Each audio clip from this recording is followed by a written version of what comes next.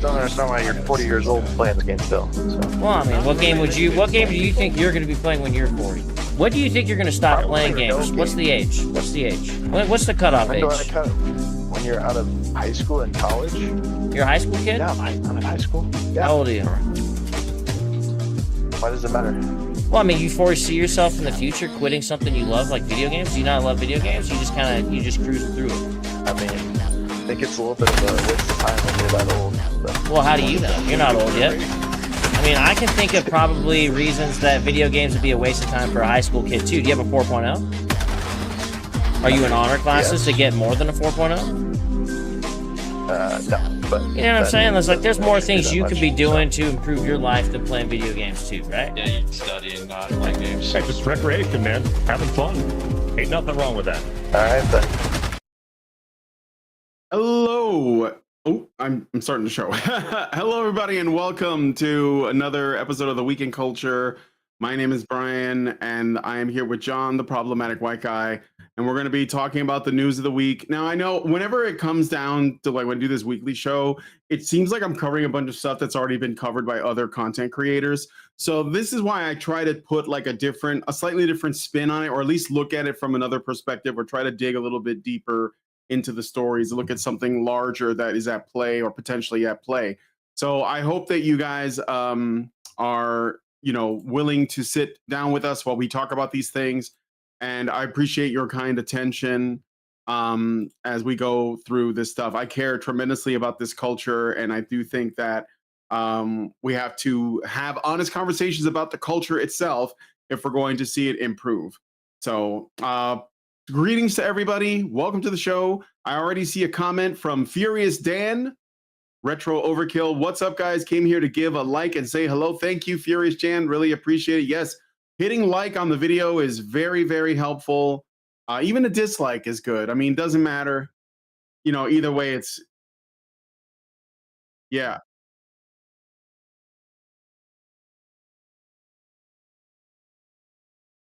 All right. Well, thank you, Dan. And if you ever want to be a guest on my humble little channel, Honey Badger Arcade, let me know. Leave me a comment or message me. I'm on the Discord server as well at Honey Badger Arcade. Okay. So I guess we could just jump into the stories. We have a few things to cover, kind of a packed show, but I like the theme that I'm seeing here. The theme that I'm seeing here is that despite what the media says, despite what the activists say, despite what the game devs say over the AAA studios and the corporate bellends say, we are winning. We are winning with our dollars. That is to say, we are winning by holding on to our money and making educated decisions and having honest conversations. And everything that these people do at this point is just cope. It's just cope. And I'm going to get into that in a moment. But first, let's look at the absolute state of Warner Brothers. So Warner Brothers, as far as their video game division goes, they have been experiencing a lot of fails. A lot of it has come in the form of live service games. I can already think of 3 right off the top of my head that were live service. One is Mortal Kombat 1, which I believe is a live service game. The other one is what was that? And also there is the Suicide Squad Kill the Justice League. That's another Warner Brothers project. Live service game, complete failure. And now Multiverses has joined the ranks of games that Warner Brothers could not maintain. As of yesterday, Warner Brothers announced the permanent shutdown of Multiverses, with the game servers set to go offline on May 30th, 2025. So that's in a couple of months. Initially launched in open beta in July of 2022, Multiverses experienced a significant decline in player engagement, dropping from a peak of 153,000 153,433 concurrent players to just 648 players by the time of the shutdown announcement. The game was intended to be a competitor to Nintendo's Super Smash Bros., featuring a crossover of Warner Brothers characters, but struggled with several issues. So Despite so I'll list the issues they have, and then I can tell you about because I actually downloaded the game. It's free to play. You can still play it now, and I played it for a while, and I have my own thoughts on it. But I do think that this was going to happen. So one was declining player interest. Despite a strong start, player numbers fell dramatically, leading to the game's eventual shutdown. Second, the monetization and gameplay issues. Criticism focused on the game's monetization model, progression system, and technical issues like netcode and matchmaking. These factors contributed to the game's inability to maintain a consistent player base. Financial underperformance. Warner Brothers Discovery acknowledged the game's underperformance, which led to significant financial write-down, adding to the decision to cease development and operations. And the last update, Season 5, was set to run from February 4th until the shutdown. This update would introduce new characters like Aquaman and Lola Bunny, but it would be the game's final content update. Post-shutdown, players would still have access to an offline mode for local matches against AI, but online multiplayer would be discontinued. The decision to shut this down reflects basically the issues with these sort of free-to-play and live service games. Now, I just want to say before we get into it more, I did download Multiverses. I didn't think it was ever going to beat Smash Brothers, but I thought it would be a decent alternative for people who didn't own Nintendo consoles. But I think that where they messed up is they did not support the game enough. I don't think live service games are impossible to do well, but I think Warner Brothers screwed this one up. And they did because they did not give people what they were hoping to get. So, Multiverses is a Smash Brothers style fighting game, up to 4 players. I streamed a couple of episodes on my channel to try it out. And the one thing that what I noticed right off the bat was some of the very strange decisions made by Warner Brothers in terms of the roster. So like a fighting game is only as good as its roster. If the roster of characters are not appealing and unique and popular, then it's not going to work. It's one of the reasons why I believe Street Fighter V underperformed compared to Street Fighter 4, as an example. It's also one of the reasons why I think every time a new Tekken comes out, they usually keep all of the most popular characters and then maybe add new ones as it goes on. And I think with Tekken 8, they kind of dropped the ball on that as well. And Mortal Kombat probably suffers from the same thing.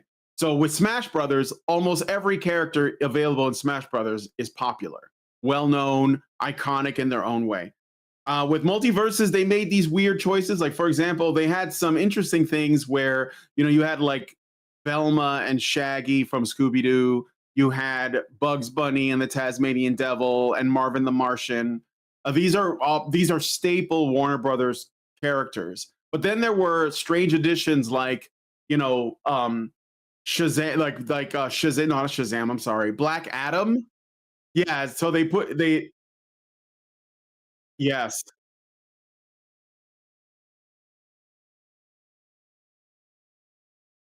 Yeah.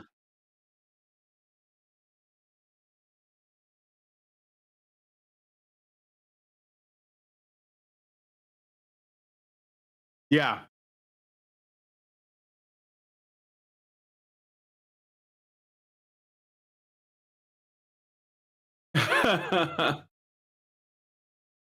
Zering says Mortal Kombat also dropped the sultry wardrobe for female characters in later games. Yeah, no, for sure. But I mean, like, we're talking about just in the terms of like, how do you do a successful? Oh, they said they can't hear you, John. I'm sorry. I gotta fix that. Give me a second. No, it's not. It's not your fault. It's okay. Go ahead. Now. Oh, okay. Oh, now I can say my thing about. Go ahead. Yeah, go ahead. You have till the end of the game cycle to get this if you're a furry fan, because they're gonna put Lola Bunny in there. So there you go. Cheesecake. Get you a free game. Yes, again, that's a really. I think that there are if you're gonna do a fighting game that's based in like properties, you have to. I think you should start with the strongest, most popular characters for your roster in those properties. Putting Black Adam in there and then doing a tie-in with the movie featuring The Rock that nobody watched. I thought, okay, you're doing cross promotion. I get it, right? Your Warner Brothers, though, like you could have put in, you know, I wouldn't have gone with Black Adam. I would have gone Superman, Wonder Woman, Batman for the superhero stuff. I would have gone, you know, do the whole Scooby Gang, do all of the popular Looney Tunes. Give us Daffy Duck, give us Bugs Bunny, give us Elmer Fudd, Porky Pig. Throw them all in there because throw in the Animaniacs, throw in Dexter. You know, yeah. They could have got V from Cyberpunk, or you know, even like Johnny Silverhand. Well, yeah, I guess they could have. I don't know if Warner Brothers owns that. Well, they're definitely they're heavily involved in it because there's like a whole bunch of Warner Brothers stuff in there. They did put in Agent Smith. So so Agent Smith was in it, but then there was like Beetlejuice, and this is where I think they were running into problems. Okay, Warner Brothers' problem was they were treating their game as a marketing tool more than a game. So it was like this, we're going to put the characters from our properties in here, and we're going to use that to drive traffic towards those properties without considering that a lot of the decisions they were making were very strange. Like to put in Gizmo and Stripe from the Gremlins movie. Now, look, I watched the Gremlins movie when I was a kid, but most people, like these young people, they don't have any idea who those characters are. So it won't work. You have to look at, like, you have to at least pick from the stuff that's going to do the best. So and Banana Guard from Adventure Time, really? So the first mistake was that they were all over the place in terms of their choices for the roster. The second mistake was they thought of the game as a means to sell other products. Like, oh, do you like look, the new Beetlejuice movie's coming out, and it just so happens that he's in the game. This is what they did, right? They also did that with Black Adam. Well, nobody else watched it, but maybe now that you get to play as Black Adam, you'll want to watch the movie. It wasn't going to work. And then the third thing is, and this was probably the most important thing, is that they didn't update the game very much. So the thing about live service games is you have to keep people engaged and interested. Okay, like there's a couple of examples of good live service games.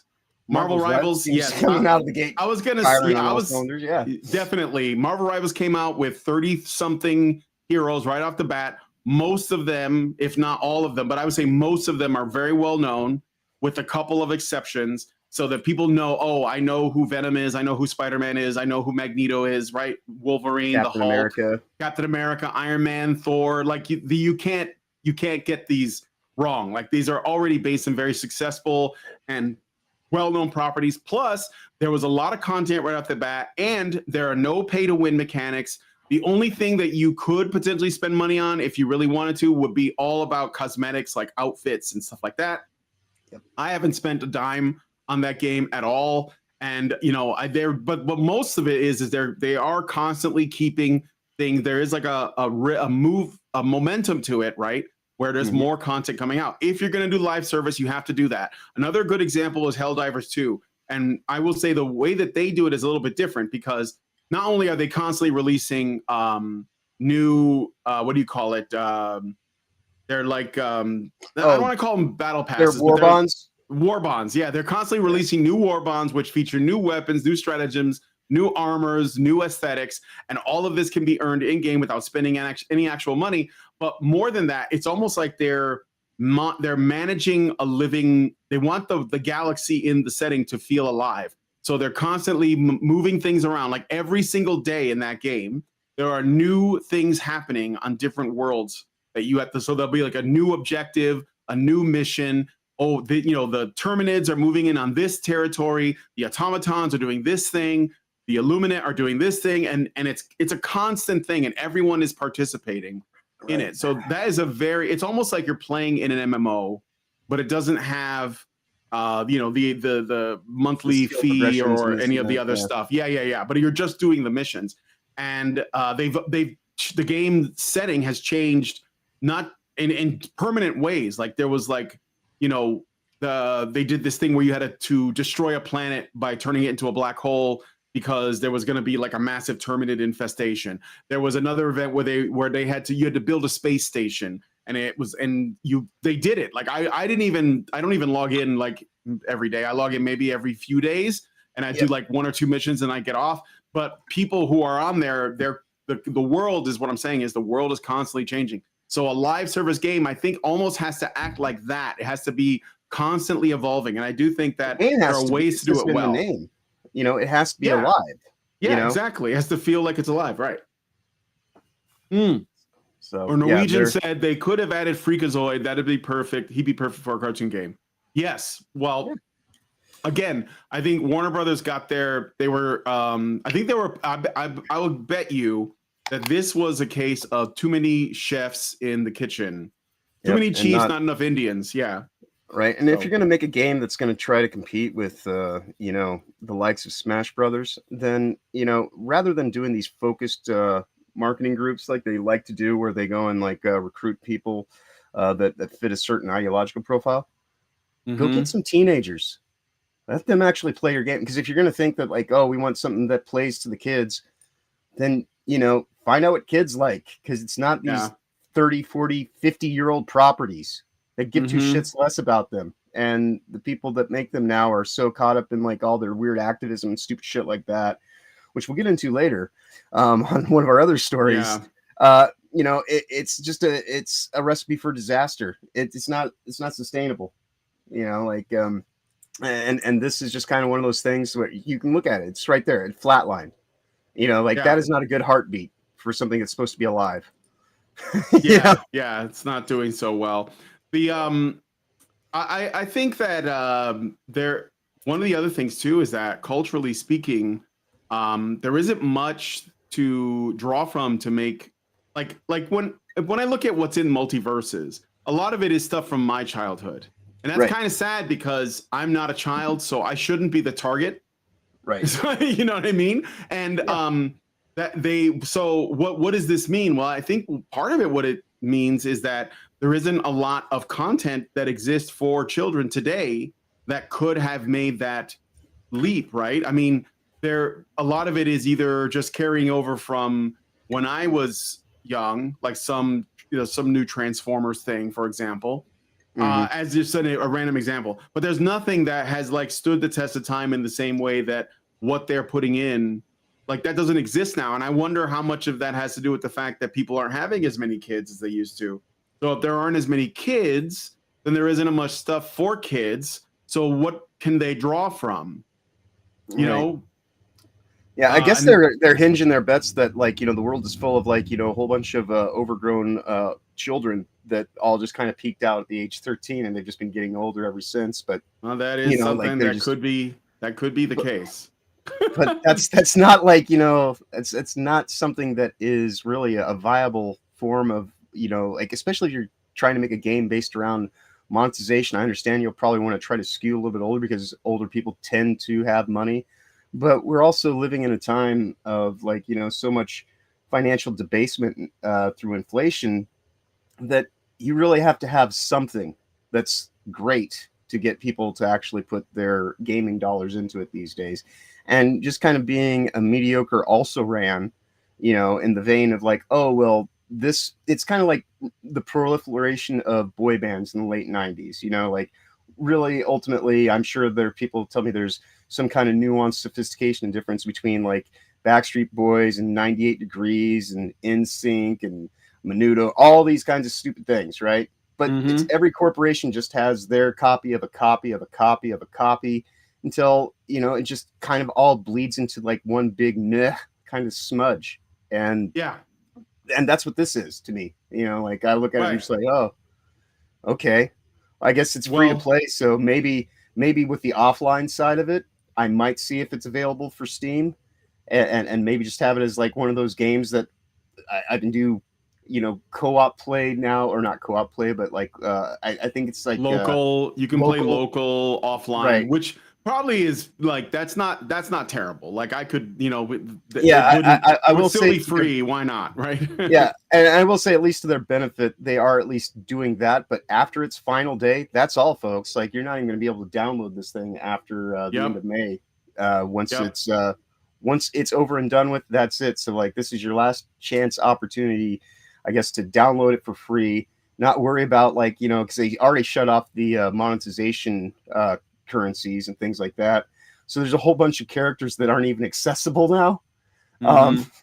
which it's limping to the finish line. Like it's already dead, but it's a dead man walking because they just have to get this last update so they can say that they technically supported it through season 5 and carry it all the way to the end.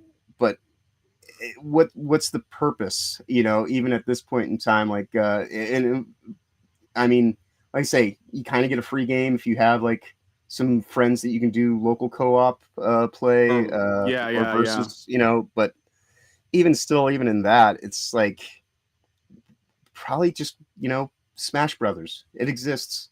Why? Yeah, I mean, if you don't have a Nintendo, I suppose I could see that, but it nonetheless, yeah, it had no hope of competing. A lot of people have tried competing with Smash Brothers with different kinds of knockoffs. Sony did one. Was it PlayStation All Stars Battle Royale? I remember there was a Kung Fu Panda Smash Brothers game. A lot of people have tried it. It doesn't compare. But I think Warner Brothers could have competed, but they just did it. They went about it all wrong. They too slow. They had too many issues with it. It didn't have enough pizzazz. A lot of weird character choices, so they were going to fail. And the thing is too is that Warner Brothers has been struggling in a number of ways. So the overall theme of this is large organizations are starting to feel like the ping of all of their bad decisions, and it's causing them to some suffering. I don't know if they're going to recover. I'm not going to say that they're done. I mean, I did write they're cooked in the title, but that doesn't mean they can't fix things. But I don't see that happening without much more suffering. So they're going to be Warner Brothers lost they're trying to revitalize their Arkham franchise, but with the Suicide Squad being the catastrophic failure that it is, that's probably not going to come back. The new Superman movie does not seem to impress anyone, so that's another one of their properties. The Harry Potter stuff is paused now because the audience that they were courting hates them because of transphobia. The Lord of the Rings, they killed that with all of the crap that they've added on to the Rings of Power and the Rohirrim thing. So all of their properties are in dire straits, and they're just releasing flop after flop. Not much better than Disney. And this is what they've squandered. Remember that last Matrix film? What the hell was that about? God. So yeah, just it's a shame, but maybe this is the ship. What has to happen for the ship to correct itself? So yeah. And now let us know what you guys think about this one in the comments. I'm going to move on to the next story. We're going to be talking about Bioware and EA. This is another story of absolute trash fire failure. So Bioware recently had the renowned studio behind games like Dragon Age, Mass Effect, has undergone significant restructuring by its parent company, Electronic Arts. Here's a summary based on their latest information. So Bioware announced a restructuring of their staff, with EA moving developers to other projects within the company. However, several developers, including key figures like Trick Weeks and Karen Weeks, confirmed that they were laid off. This restructuring came in the wake of the underperformance of Dragon Age The Veilguard, which did not meet sales expectations, which I think it made half of what they were projecting, leading to a shift in focus entirely towards Mass Effect 5. This is literally their Hail Mary play, guys. Yeah, engagement bucks and exposure dollars only get you so far in this world, and that's the whole thing they were even trying to do. Which is the sad thing is this idea that they talk about engagements now. It's kind of like that whole thing where they talk about so many minutes watched on streaming services. What the fuck does that even mean? It's you're not actually tracking anything about quality. It's all these stupid quantitative kind of measures that just go to show people that ultimately you don't have something that is resounding. Because when you sit here and say billions of minutes watched, or all this, that's a measure of success, right? Yeah, right. And this, they were just trying to get enough engagement that they keep their funding model in place, and that's all this is just this is a weird dog and pony show for revenue and investment through all their different kind of systems. And so they have to show that, well, people are engaged with it. It's like, yeah, but did it sell? But they're engaged. Mhm. I don't give a shit if they're engaged. Like, you know, like people get engaged all the time. They never end up getting married, you know? So Yeah. that's kind of the situation here. It's like, you know, like you want people to actually like, you know, buy the thing, not just have engagement with it, because everybody laughing about the Veilguard led to exactly what should have happened. Because in this story that we're covering, all these people that are ranting and raving that they lost their jobs all seem to have Blue Sky accounts. Oh, that's where we found out that they got laid off, because they thought for some reason that Blue Sky was some kind of protected social media site. So they would go there and say, I got laid off. And then, like, you know, we would say, oh, look, they're saying they got laid off. And they're like, no, what are you doing on Blue Sky? That was our space. Right. I mean, I'm not on Blue Sky, but like, if you put your shit out there, we're going to see it. So, okay. So reports indicate that at least a few dozen employees have lost their jobs, with concerns among remaining staff about additional layoffs in the near future. The exact number of layoffs isn't specified by EA, but it's clear that this restructuring has resulted in significant job losses. Cry me a river, though, because like we warned, and people are still caping and coping over this, that if they went this way, you were going to lose your core fan base. Like, you lost the Dragon Age fan base. You lost them. Like, and they would probably have like put up with whatever, because they did. I know that not all of the games in the Dragon Age, you know, franchise are great. I think it's like Origins is good, and then there was 2, which was there was 2, and then there was Inquisition, right? Yeah, so Inquisition seems to be the high note. Yeah, Inquisition. In terms of sales. Well, and yeah, I don't know. I didn't play them all, but I know that it's a little bit checkered. Like, they're not all great. But, you know, Origins was like really great. It was like what started it for people. I mean, I personally thought it was just okay. But, and then there was 2, which was more combat, less RPG. That was one of the things people didn't like about it. Or was it more like an action game? And then there was Inquisition, which I don't know anything about, but I guess that was a really good one. And now there's Veilguard. So, and Veilguard's like the worst one from what I can tell. The worst. Like, the problems with 2 were more mechanical than anything else. But what they don't like about Veilguard is the writing, you know, the story, the weird, like, anachronistic content, like things about non-binary and top surgery scars, things that just don't make sense.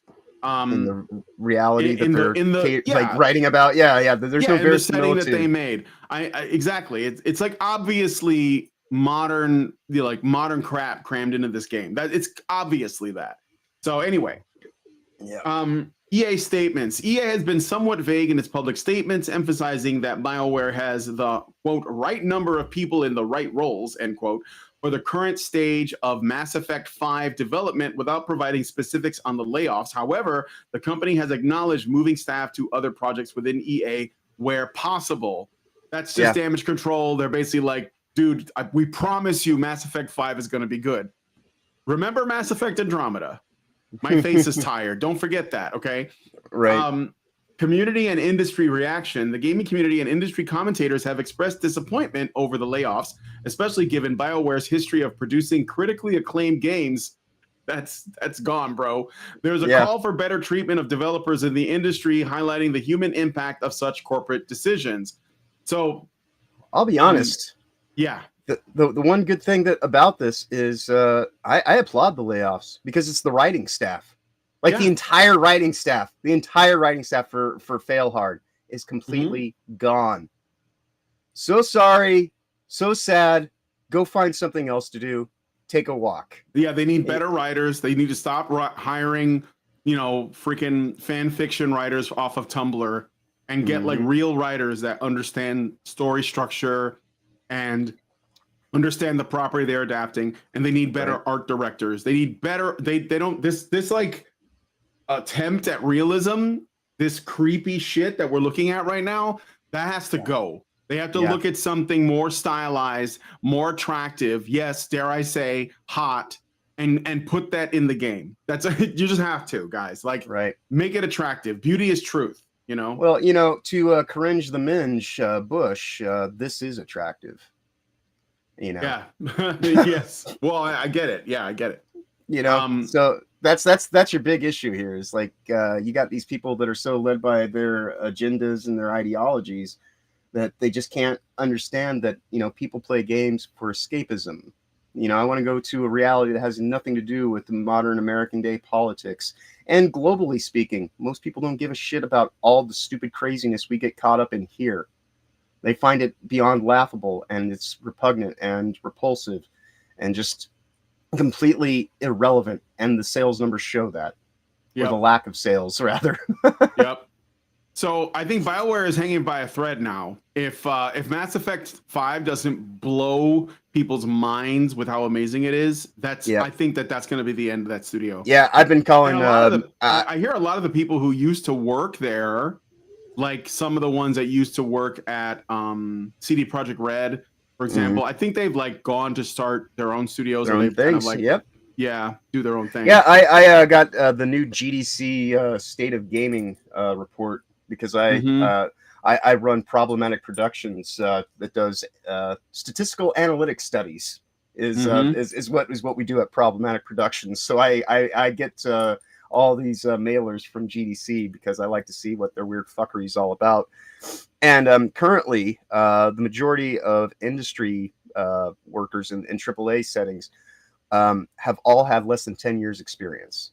Most of them within the last 5, since COVID Hell World, like, you know, really kind of tainted the whole soup by, you know, just pissing in it with all of its silly fuckeries and vagaries of, you know, how important this thing is and all this kind of stupid bullshit. It's just like, this is not why people play games. It's never going to be.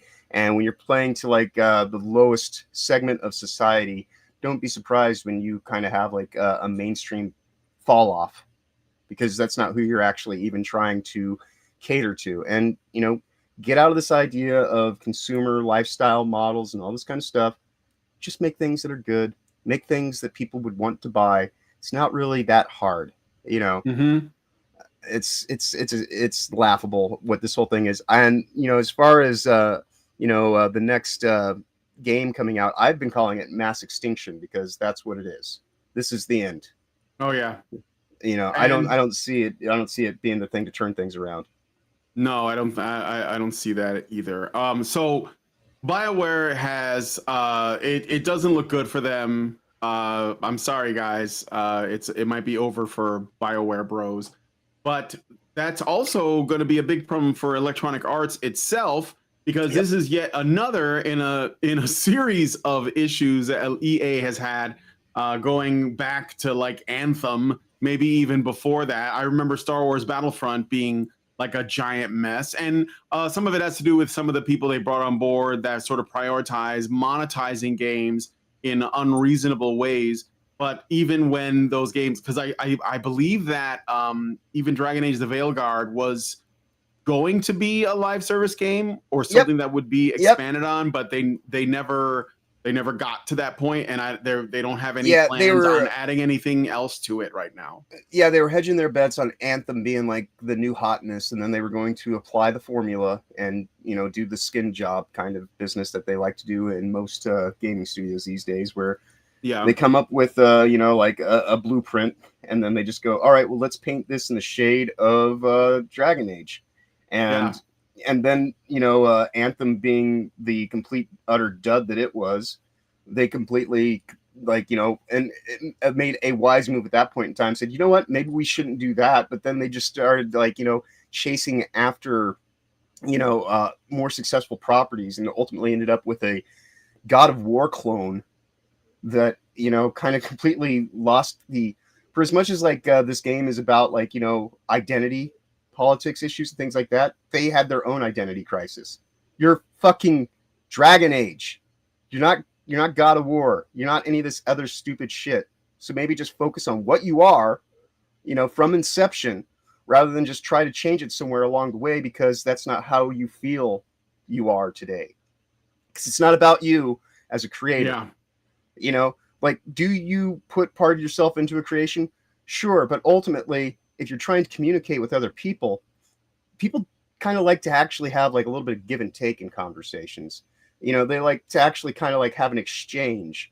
And when it's all just you monologuing and just kind of like, you know, spouting off this diatribistic bullshit that's, you know, just all too just neurotic and, you know, narcissistic and just, you know, like, come look at me, I'm so special. Mm-hmm. That drives people away. Does the exact opposite. You know? Yep. So how has this impacted this issue with Dragon Age of Veilguard? How has this impacted Electronic Arts in general, considering all of the other setbacks that they've had? So the underperformance of Dragon Age: The Veilguard and subsequent layoffs at Bioware have had direct impact on EA's financial outlook. The company had to lower its revenue forecast for the fiscal year due to disappointing sales from not only Veilguard, but also EA Sports FC 25. I don't. That's a sports game. I don't know. This resulted in a significant drop in EA stock price, with reports indicating a decline of nearly 20% in share value shortly after the announcement of the game's failure to meet expectations.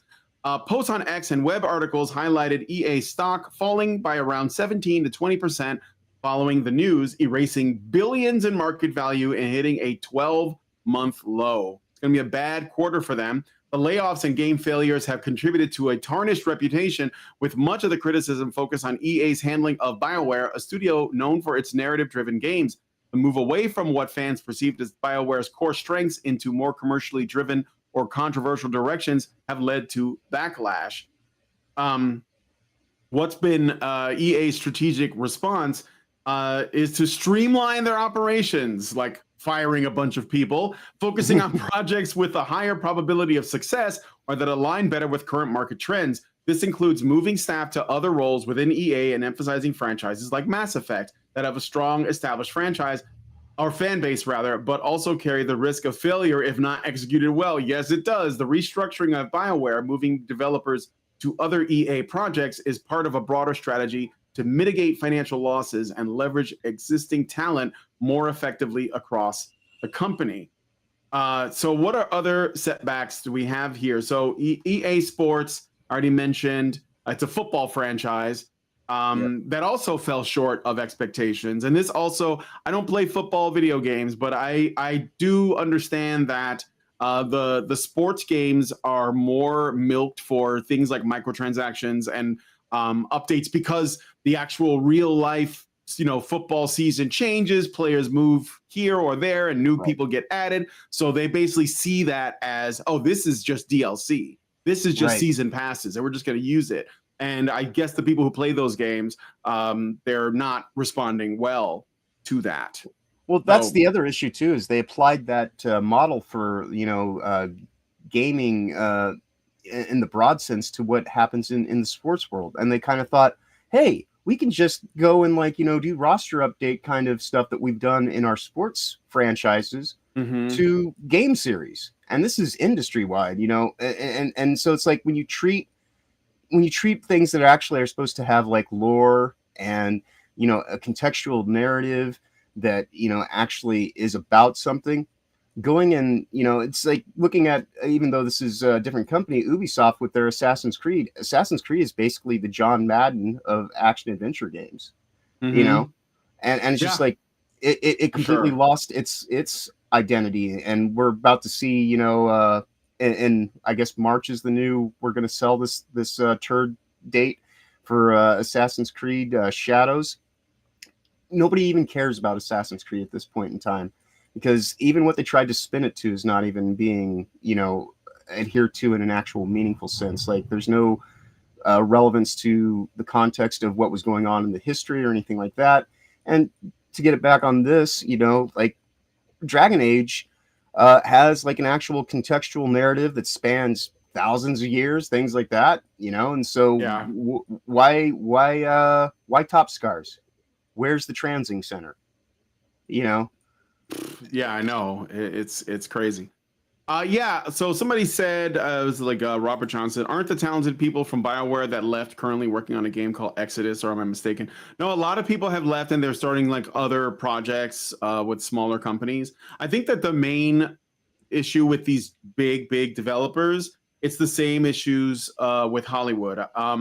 there's like a saying is that if you have too many writers working on Schindler's List, it's going to have a talking dog in it, and that's because everyone's input is expected to be like treated as equally valuable to everyone else's, and not everyone is on the same page. Smaller dev teams, just like smaller showrunners or smaller groups of film producers, they're going to produce a better product because they are more like involved. There's fewer people, so there's not as many egos clashing, and they can be a lot more agile and adaptable to changes. I've been doing a series of interviews. I try to do one every week with indie devs and their little projects, and they're all working on fantastic things, but it's a very small team. It's like 2 guys, 6 guys, and of course they're all just like focused on the game. They're not cramming their ego into everything. They're not making it about them. They're not solipsistic.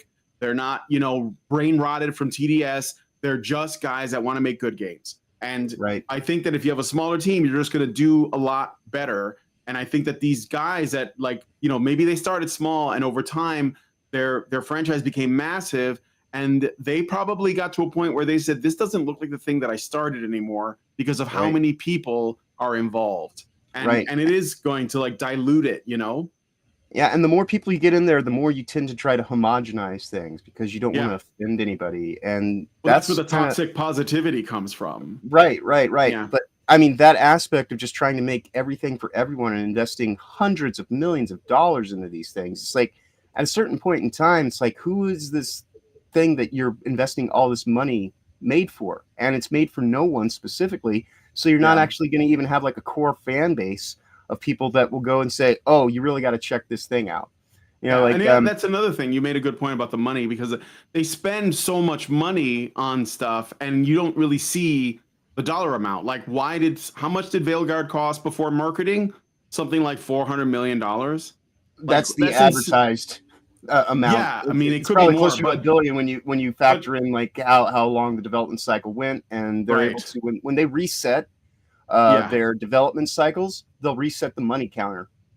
Right, and it's just like when they did the same thing with these movies, right? They reshoot things, they take stuff out, they add new stuff in, and it just extends how long it takes to get it done, and it costs more money. And it inevitably leads to disaster, because there's no way, like the new Captain America, Captain Falcon, Captain America, Brave New World comes out in like a week or something. I don't even know. And unless that movie makes $1 billion, it's a failure. Because of how much they spent on it. And I guarantee you, it's not going to make $1 billion. Even if it makes $1 billion, they'll be able to get like a sandwich of profit. Yeah, but I'm saying like it won't. It's not even going to get close. Like that's a failure. It's already a fail. No one wants to watch it. So they it's effectively over. filmed a trilogy worth of movies to not even be able to make one cohesive thing, and then on top of that, you have all the stupid fuckery of like not being able to get their stars to just shut the fuck up. Yeah, and that's like just actually say things that are supportive. Yeah, and that's just like purely incompetence. Like they have so much money, they don't think they don't think about how much it costs to make a mistake. So they don't care. So they just kind of steamroll over everything. And this is what's going on in gaming too. And I've been saying this forever, like for years and years and years, is that video game developers, they have to make like if it tells a story, that's fine, but they have to stop trying to make their video games like movies. They like make them games first. Trust me, it's worth it. I just did a interview with a guy working on a game called Knight's Path, and we didn't get really into it, but he's doing like a historically like sort of like grounded medieval action RPG, and it looks really good. And the only thing that's available as a demo, and I would say look it up, it's called Knight's Path: The Tournament. The only thing that the demo is about is the combat system.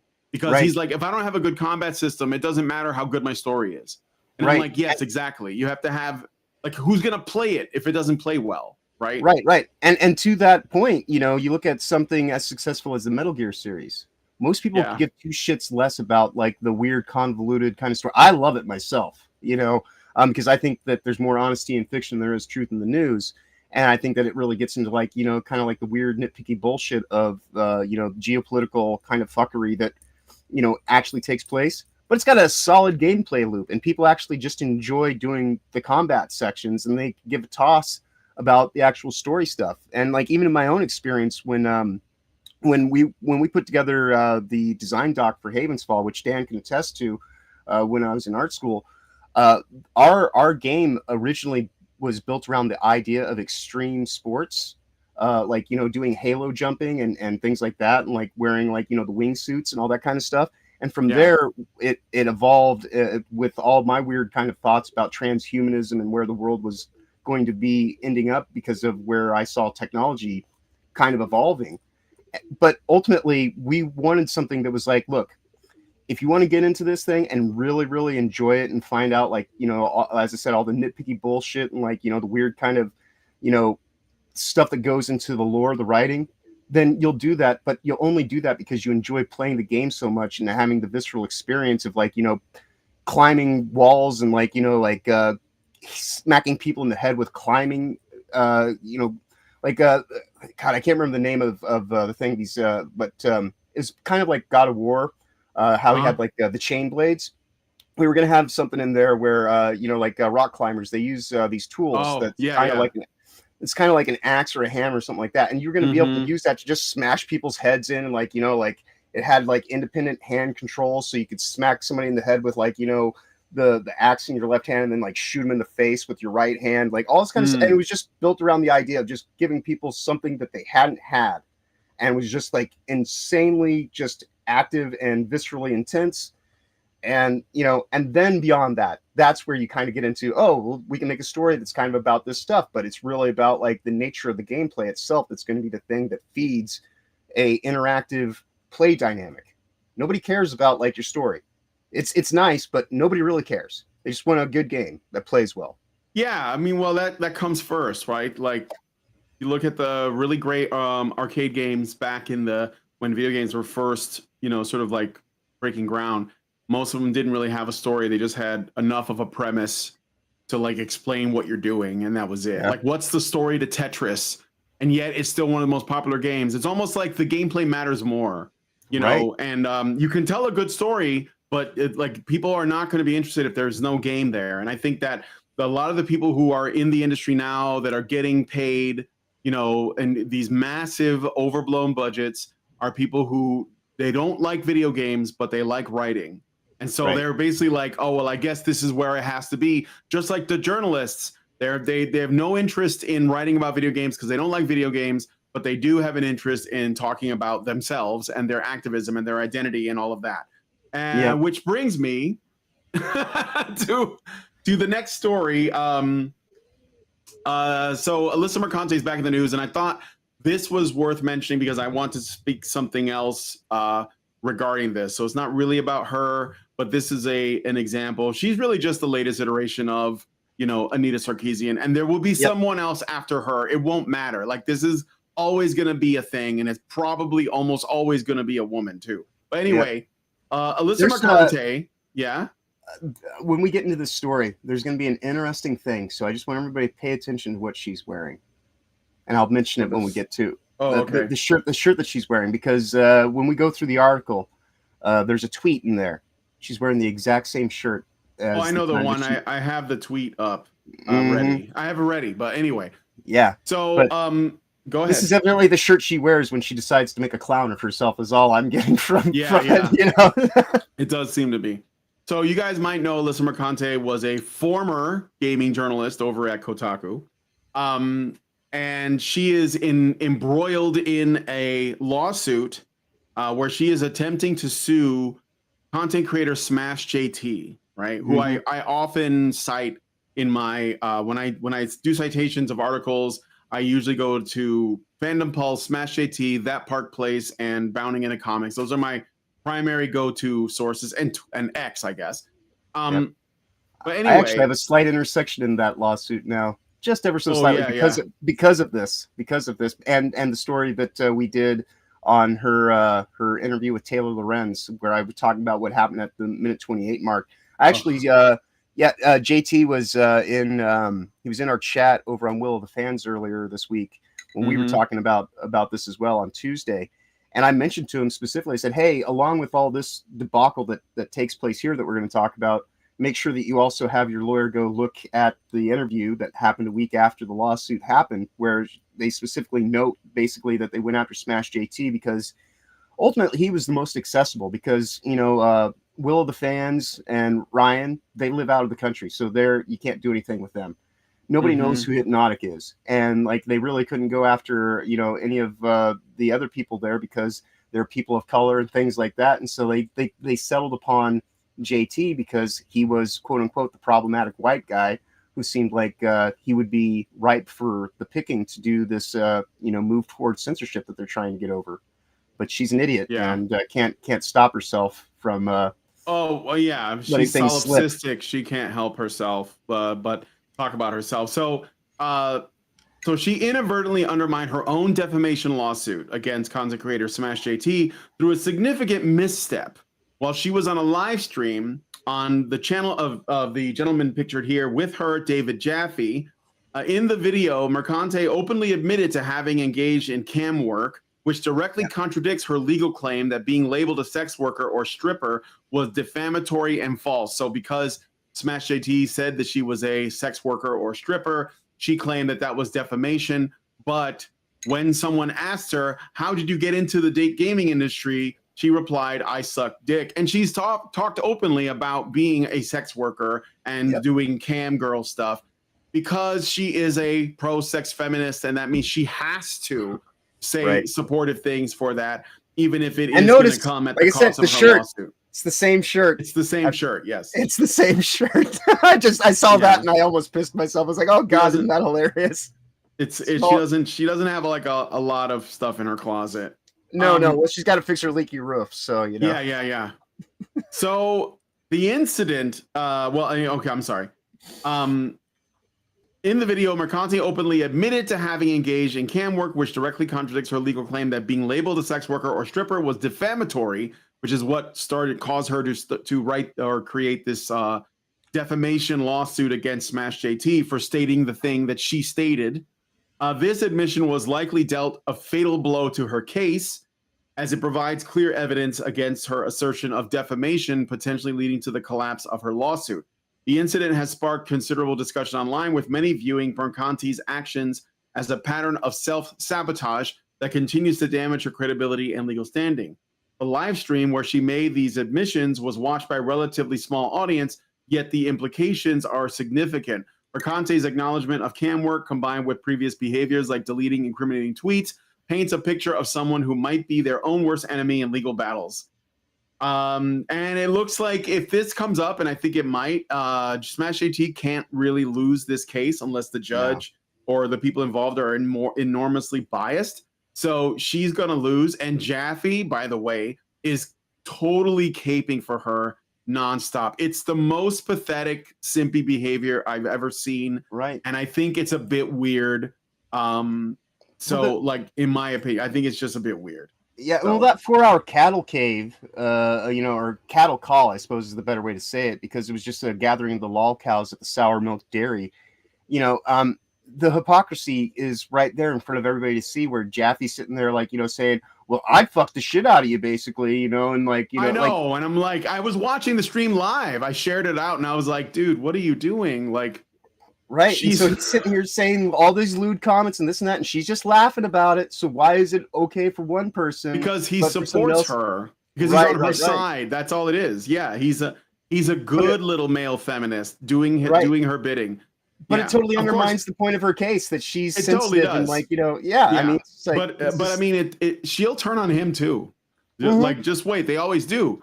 So he thinks he's safe, but he's gonna get something like all of that's going to come back to bite him in the ass. I promise you. Well, technically they were, because at the conclusion of that one, they scheduled another live stream. I doubt that that's going to happen at this point in time. I don't see why they would continue. Well, no, I mean, I don't know. Maybe Jaffe may double down because he did put out a video recently. Where, perhaps, but if they do, it's only going to undermine her case all the further, because it's they can't help themselves. They got stoned out together on camera, and we're just sitting there just kind of having this weird kind of stream of consciousness kind of just cringe off, it seemed. And Yeah. you know, it completely decimated every point that she tried to make.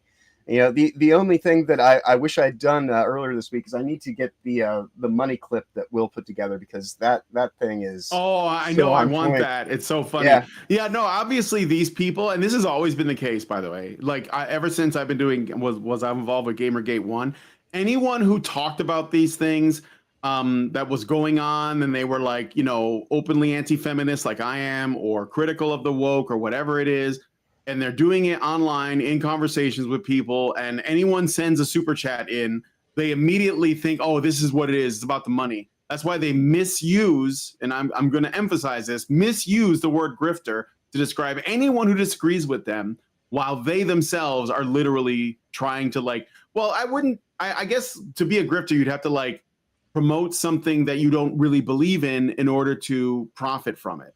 And Right. that, I think that a lot of, you know, the sort of like progressive commentators are that, because they think this is a popular, you know, line to toe, and it will make them money. And they usually get approached by like freaking corporations and like, you know, Planned Parenthood and the Biden administration and the UN, and and various like Norwegian governments will send them millions of dollars. And yes, that happens. And then they'll call us grifters. They get paid by corporations to call us grifters. Right. I have Right. not been able to make that much money doing this. Not that it concerns me, because I'd rather have the conversation than anything else. So Right. We are the Yeah. legitimate press in this day and age, which is kind of like the whole reason for, you know, the freedom of speech and freedom of expression that we all should have, which Yeah. this lawsuit was ultimately trying to undermine by saying that, you know, only top-down control state, you know, financed and backed publications should be the arbiters of truth and conversation, and even, you know, matters of speaking, you know. And this is, you know, this is a pervasive thing. And so I'm glad that ultimately this is the, you know, the person who they entrusted to kind of like bring this fuckery to existence, because it's all going to fall flat on its face, because they chose poorly in terms of the person that they were going to get behind and try to like be the tip of their spear to get this whole initiative through. Yeah. Can't really do that with But Jaffe can't. He's not going to be able to come to terms with this, because, you know, as it was shared here, Jaffe let his own daughter fall prey to groomers. I'm not surprised he'd sim for mercunti. So Right. yeah, I mean, like, he's already fallen into the queer theory trap and let his daughter identify as his son, and now he can't back out. Like, I mean, it's literally like, you know, sunken cost, right? The more you invest in a bad idea, the harder it is for you to accept that it was a bad idea. And Right. if you don't absolutely demolish your ego and pride, and you become completely humbled and say, I messed up really bad, and I wish I had never done this, then it's just going to get worse, and you're not going to be able to avoid the pain. It's going to come back to bite you in the ass. And I hope that his daughter doesn't do anything rash when she figures out that she actually was happier when she was a girl, and takes extreme measures, because Jaffe is going to have to figure out how to blame the world for that, which is what these people usually do, by the way. When you tell them, you know, the suicide rate for trans individuals is 41%, whether they are affirmed or not, and it's probably got nothing to do with like society pushing them this way, but rather, you know, that lifestyle comes with a lot of problems, and they're probably not going to be happy. Case in point, the original case for transgenderism, which is John Money's experiments on these twin boys, that one of them had a flawed circumcision. I don't know if you know the story. Do you know the story, John? Of Vaguely. John Money. So like John Money was this guy who believed that, you know, gender is a social construct. He's one of the people who brought this up, and he these two boys, when they were born, they I believe they were twins, and one of them, they were getting circumcised, which by the way should not have happened anyway, because circumcision is genital mutilation and should not exist, and it doesn't even have a religious basis. It was like some guy named Kellogg that pushed it, who is not, you know, so when they tell you that it's some Christian thing, they're lying. It's not that. But anyway, one of them had his penis mutilated, and this guy John Money approached the parents and said, hey, You know, I bet that if we raise him as a girl, then he will like adapt to this because he believed that all of these things are socialized. So we'll socialize him as a girl, and then he will live as a girl, and then he'll be happy. And of course, the parents supported it because they thought, well, maybe that will help. We just want to, you know, help our son or whatever. Right. And he did that, and it didn't work out. I mean, he made the twins do weird shit to each other that were sexual. He was doing weird sexual shit with them. He was putting them in dresses and everything like that. And what ended up happening was the trans girl committed suicide. And then like sometime later, even the brother committed suicide. So it just resulted in both of them dying. And I don't know, does Jeffy know this? Did he? Well, obviously he probably doesn't. You know why? Because these people won't tell you that.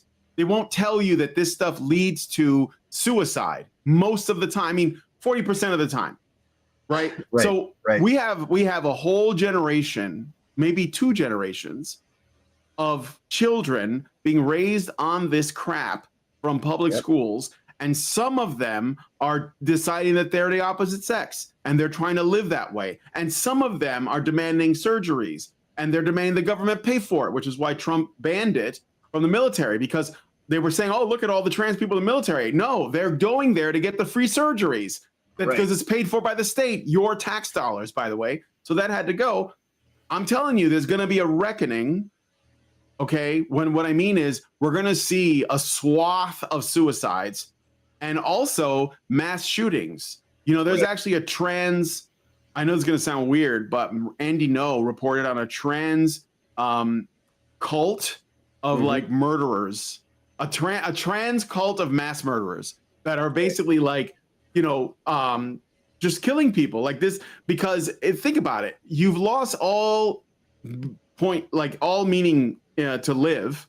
You try to live. You're trying to live in a way that is antithetical to what you are. You're on these medications. You're getting surgeries done. I mean, you're messed up in the head. And I don't want this to be a bad thing, but Jaffe's daughter something's going to happen, and he's going to probably say this is because you weren't tolerant enough because he's too invested in this, and it's going to cause him a lot of pain. When you debase your own humanity, dehumanize yourself, you know, then it's really not that much of a stretch to, kind of dehumanize other people, because like, it's kind of like the whole thing about like, you really shouldn't focus on like, relationships with other people until you can actually square away the relationship with yourself.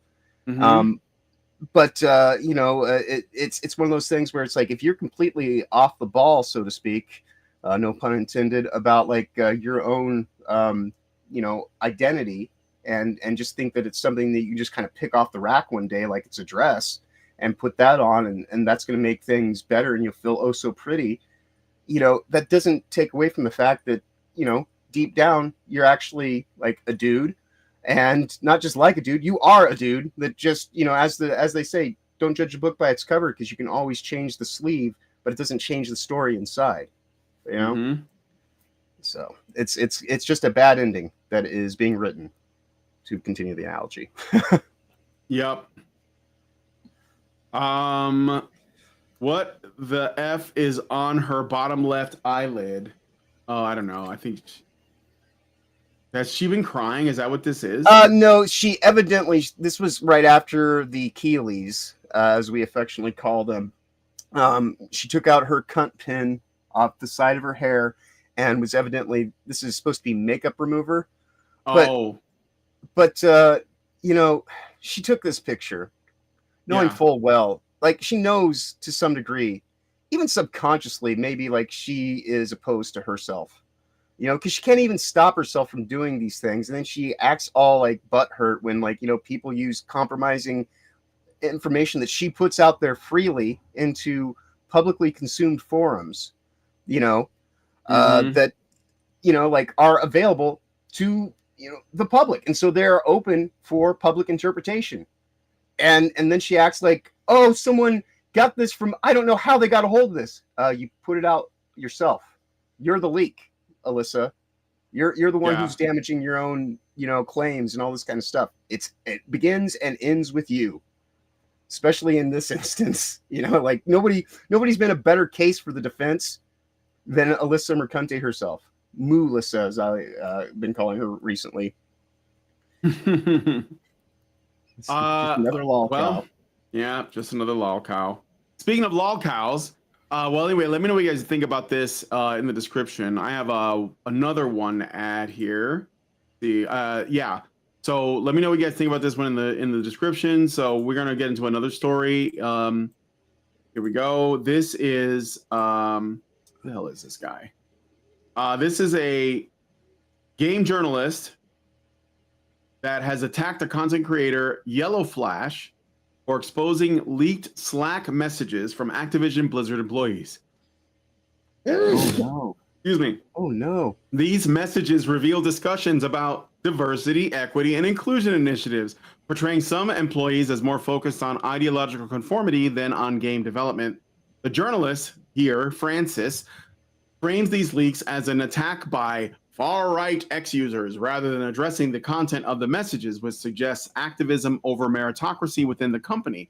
This narrative shift has been seen by some as an attempt to defend the employees' actions rather than critically examining the implications of such internal discussions. So we have Activision now.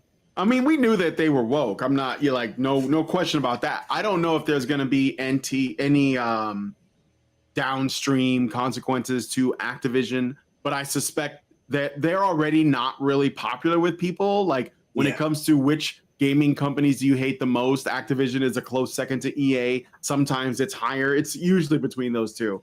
But at least Ubisoft is almost not a game company now, so it's that yeah, Ubisoft. Yeah, I mean, yeah, exactly. They have definitely fallen.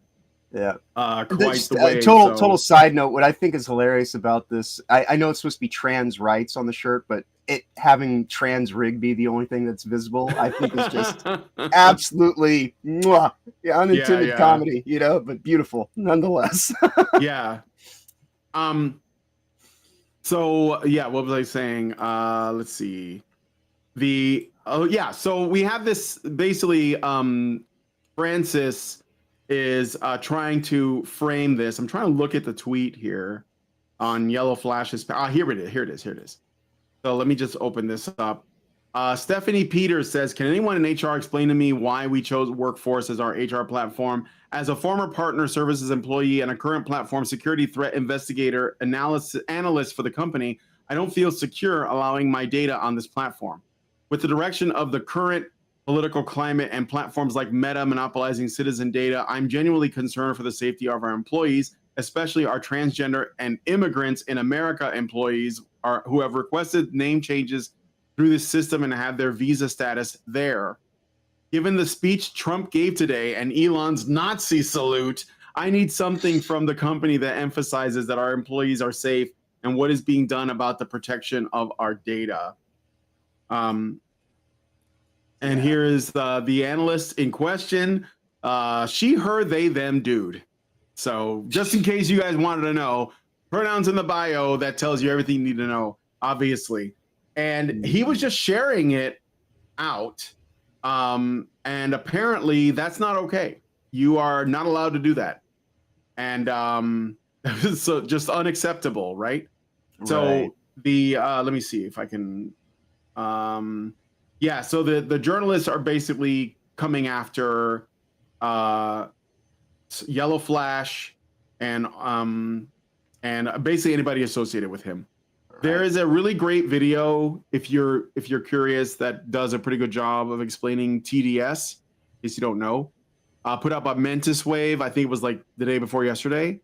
And it comes in stages. And I think that people like these journalists and like David Jaffe, they're at the stage now where they've so invested in this idea that not only is Trump Hitler, but anyone who is not aggressively against him is also like supportive of, like Germans from the 1930s. Like, I guess we're the Gestapo. Completely and there's no changing their mind. There would have to be so much suffering before they say, maybe I was wrong. I don't think it's going to happen for a lot of these people, unfortunately. So, but you know what? It's not my problem. all I have to say about that is I don't really care, Margaret. I don't really care. So Indeed. all right. Anyway, do you have any thoughts on the Yellow Flash thing? This Blizzard employee?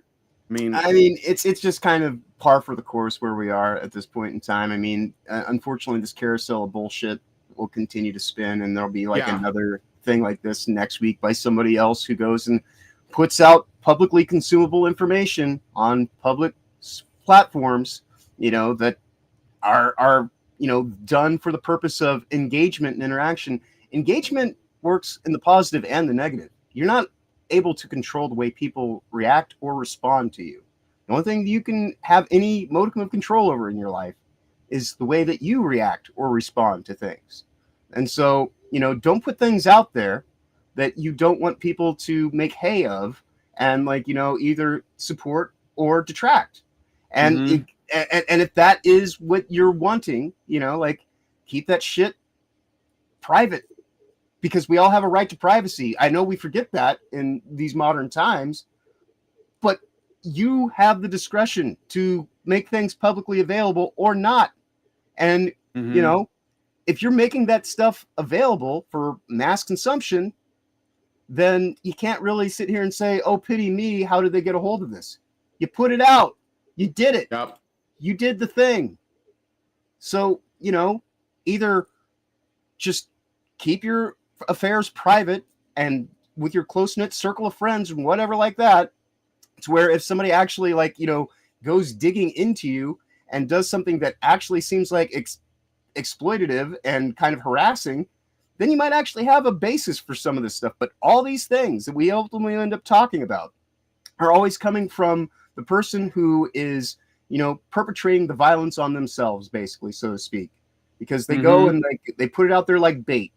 And so when they actually get somebody to bite on the line, they sit here and say, oh, something bit me. It's like, well, yeah, that's what you did this for.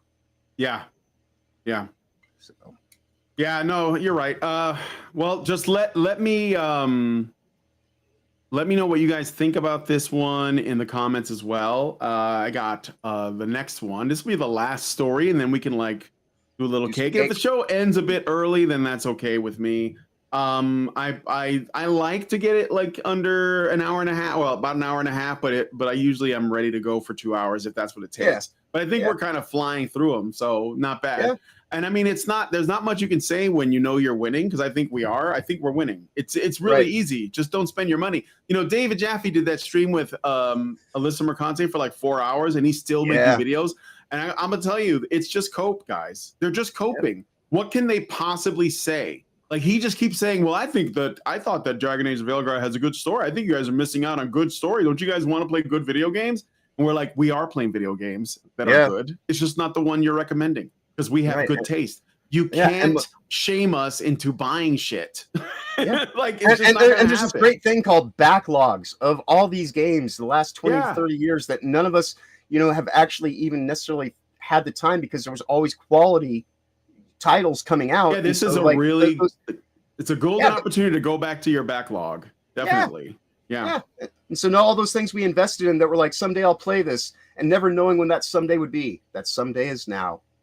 All right, so next we're going to be talking about the Real Game Awards, and specifically a little thing that happened as a result of it that I thought was an opportunity for me to make a point about something. So the Real Game Awards, in case you guys don't know, is an event that was set up by the guys over at Side Scrollers, Stuttering Craig. And the purpose of that was to basically say, well, gamers are not getting their personal views represented by the Game Awards, the Jeff Keighley, Dorito Pope stuff, right? Yeah. And the reason for that is obviously that there's lots of ad space being bought up, and they're trying to make it into the Oscars. Right. And it's really cringe, right? And I haven't watched a Game Awards show in years.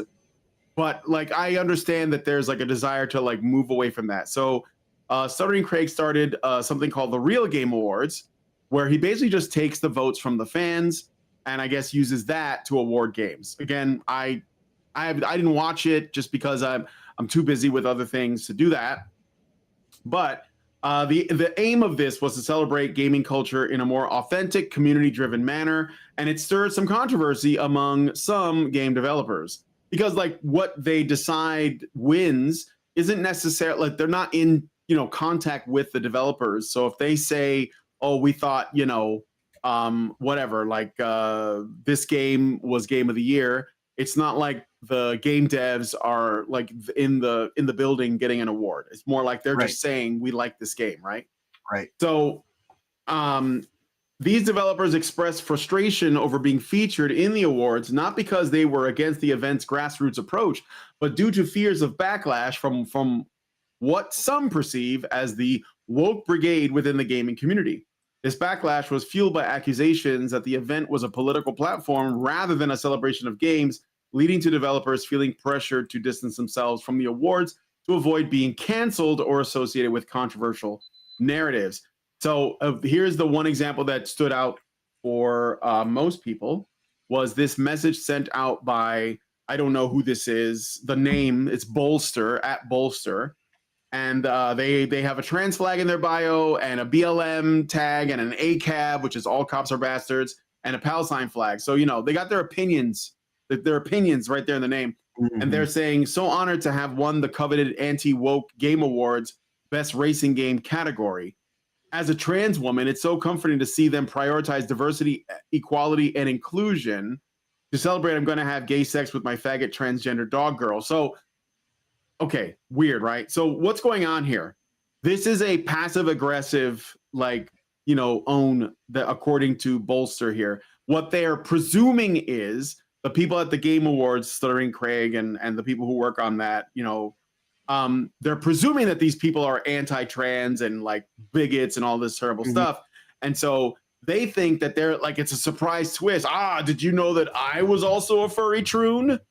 Well, I guess I'll just accept the award. And that was supposed to bother Stuttering Craig and the people who voted for the game. And this is that's all this is. Okay. They're not really happy about it. They're more like angry about it, but they're saying, I have an opportunity here to dunk on the chuds. And so Stuttering Craig had this response. He just replied to her and said, or them or whatever, congrats, you'll notice that literally no one cared that you're trans, literally no one. The audience cared that you made a good game. That's all people want. Our show is not anti-woke. It's simply meant to be an alternative to the access media / industry show. Enjoy your gay sex. Now, again, this is like an attempt for Craig to say, well, look, man, I'm not taking your identity very seriously. This is me being completely neutral. Our thing isn't anti-woke, right? Right. And that was the counter that John, I want to get your thoughts before I give mine. Sure. Because I think Craig is making a mistake. So. Right. Well, in this point, I can like at least appreciate what he's saying in that, this is ultimately about gameplay, and like what we mentioned earlier. If you make quality games, I give two shits if you cut your dick off or go and like get your tits cut off or whatever. That's like, again, rights to privacy. Just keep it to yourself. I don't really care. But when you go and like use this as like a point to just kind of like, make this about your ideology and like your activism, because someone wanted to pay you a compliment, which is ultimately like the thing that these people say that they're striving for is, I just want to be treated normally. All right, well, take the award and like go on with yourself, and like be happy about it. Awesome. But instead it's like, how dare you? How dare you go and judge me on the merits of my work? Don't you understand that we're supposed to be enemies here? And it's like, all right, I guess, cool. And I think that's about like the best response you could have to something like this, because it's at least kind of responding to somebody who was getting very reactionary and just kind of saying, much like the meme, I really don't care, Margaret, like it's like, all right, cool. Glad you're all up in a tizzy about this. The whole concept of these awards is that, they're based on the concept of who made something that was fun and like actually worth a gamer's time, not something that was promoted through HR and marketing directives and a whole bunch of sponsorship ads and all this kind of stuff. I myself, I didn't watch the real Game Awards because I'm just not as we know, like from the previous conversation we had about the Gamer Awards months ago, and the whole structuring of award shows in general, I really don't go for any of them. You know, I find that this is like a slow burn to the same destination ultimately, unfortunately.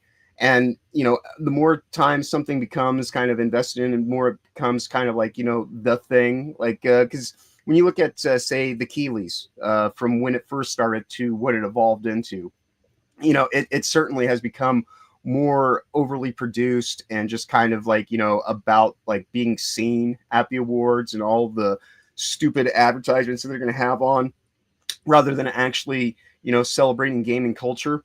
And I would quite honestly, I think if anybody wants to see some actual legitimate, interesting awards from this past calendar year, you should go to Jay Viper's channel and check out the Jay Awards that he did. And it's actually his Jay Awards coverage that he did is just him for an hour and a half going through. He gave out 13 awards, and it's just him, just a guy. It's just basically saying, hey, these are the games I like, and this is, you know, like the stuff that, you know, like I would just go and kind of, you know, make a recommendation for because it's my own opinion, you know, and ultimately that's all award show is, you know, it's just opinions. And that's why I really don't pay attention to them for the most part, because I can form my own opinions and I can do my own research and I can do all this kind of stuff. And I don't find just because something has GOTY emblazoned across the front of the, you know, packaging or anything like that, like the Game of the Year edition, shit. What does that do for like the actual, like, you know, game? Like, you know, if it was already quality, it was already quality. And unfortunately, a lot of award shows nowadays they give out awards specifically for things that don't have their own merits. And so they go and try to slap some kind of award on it that they can lean to and say, oh, look at this. This is valid. You should check this out because, you know, it's got all this like hype behind it. I don't give two shits about hype. I make my own decisions. Yeah, and I'll also say that this is kind of what happens with the purpose of award shows is generally to like try to like, you know, drum up sales for whatever product judges decide is like the good product, right? This is what happened with the Grammys. This is what happened with film, like the Oscars and the Academy Award. Well, the Academy Awards is the Oscars. And I think that inevitably will be the case with games, I guess, unless somehow it remains sort of democratically decided on. But even then, popular opinion doesn't necessarily mean it's good, right? Right. But right. I'm not against him providing an alternative at all. I don't really care. But what I want to point out, though, is that when this person said this snarky comment, they're telling you the truth about themselves, which is that for these people, it's always political. Even if you're not trying to be political, the personal is political. This is what I've been trying to say. Like guys like Sturdy Craig and others, they keep saying that they want to get away from the politics of this stuff. And I get it. You just want to escape.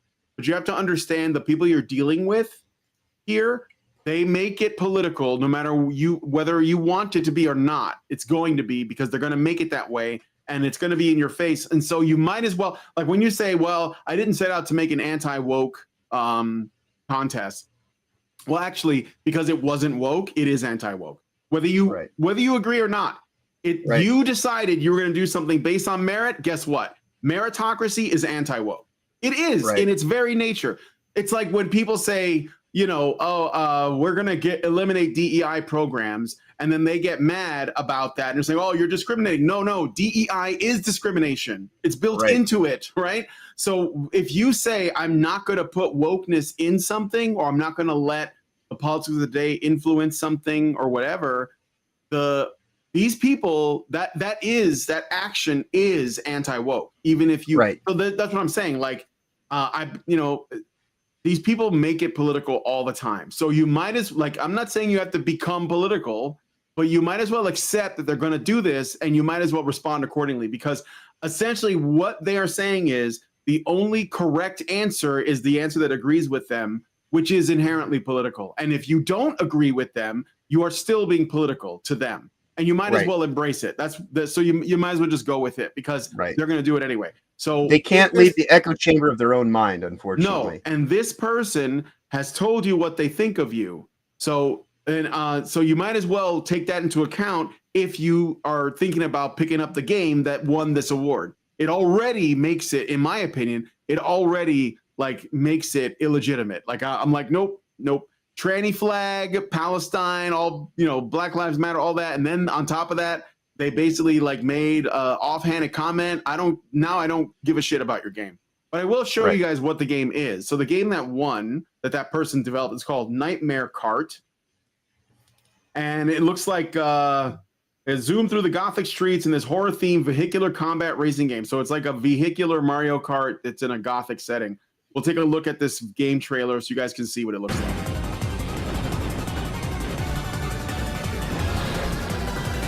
Actually, yeah, because there's like a lantern on it, and I'm a Bloodborne fan, but again, oh, maybe not. Maybe they couldn't get the license, so they had to change it. But it looks like that's what it's borrowing from. Right. Like Maria and the wheel. You must be the new participant. Garmin. You must be confused, but try not to think too hard about all this. Mikolash.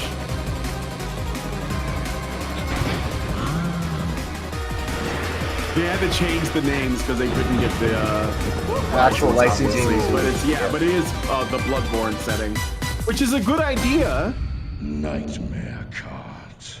That's probably why it won. Like I could see that, you know, and the game is free. So, but yeah, this person kind of sabotaged themselves. Like that, it would have been nice if you'd have just taken the award gracefully, but because this person presumed that Stuttering Craig and all the people involved with the Real Game Awards hated her guts, their guts, whoever the fuck this is, they felt the need to retaliate in some passive-aggressive, bitch-made way.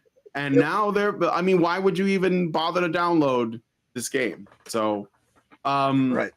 But anyway, that's that. Just want to point out, these people always make it political because it's their whole existence. Like, think about it. You know, all they do is post online. They're terminally online people. They can't really essentially like envision a scenario where their point of view is wrong, and so they just double down constantly. Right. They're products of the activism that they promote, you know, and because they've never actually been able to just live and breathe for themselves and have a day of just like their own interests. They're like I say, the echo chamber of their own mind, and it's just so predominantly in everything that they say, think, and do that they never even take a vacation from themselves, so to speak. You know, it's like I have certain thoughts and feelings that a lot of people don't necessarily agree with, and you know, do I talk about it from time to time? Sure, from time to time, but it's not like, you know, the focus of my everything. You know, like sometimes I just have to, like, you know, just hang out and just kind of be cool because, like, you know, it's like, what point does it make to sit here and try to make every situation about me? Because you know what, for the most part, the world goes on a spinning, whether I leave this room or not, you know, and I just do my own thing, it's still doing its own thing. And so if I want to be engaged with the thing that's wider than my perspective or my you know, experience, then I kind of have to be a little bit more open and accepting and things like that. And so, like, maybe a lot of these people who, you know, are so led by their activism and their ideology might actually be a little bit more accepted if they were a little bit more accepting themselves, you know? And so that's kind of the crux of it. It's like, just shut yourself off for a minute. Try not to make every little thing that you encounter about your stupid ideologies. No one cares. Mm-hmm. Yep.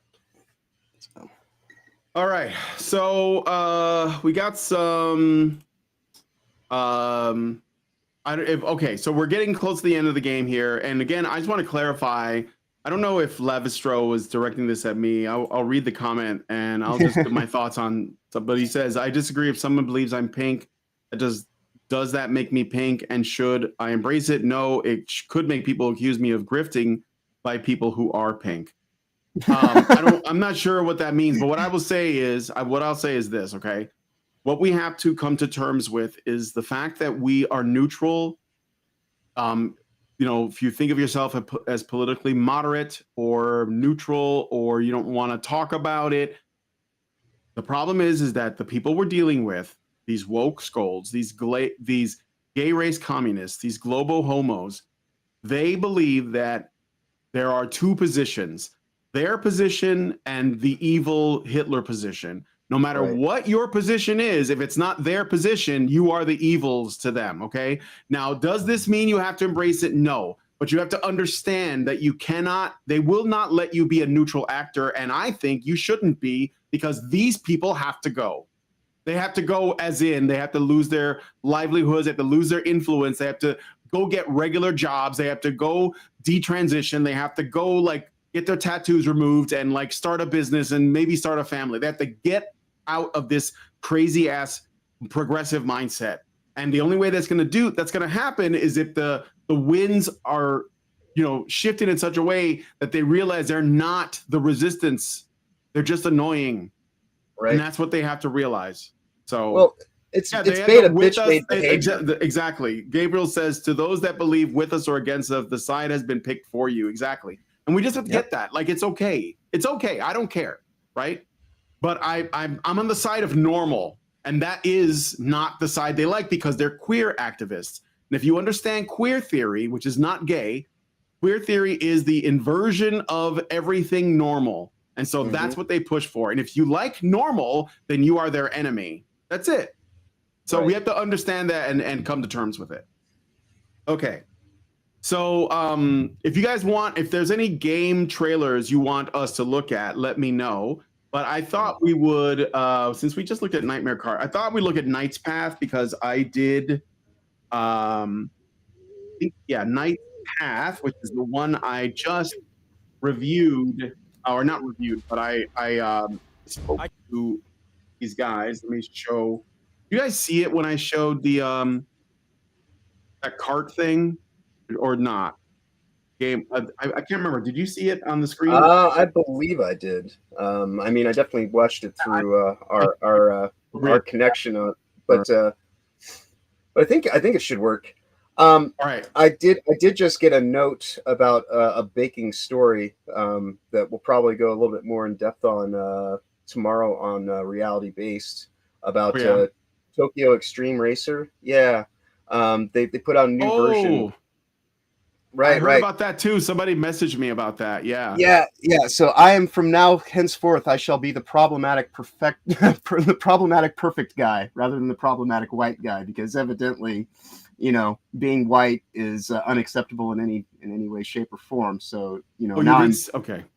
Yeah.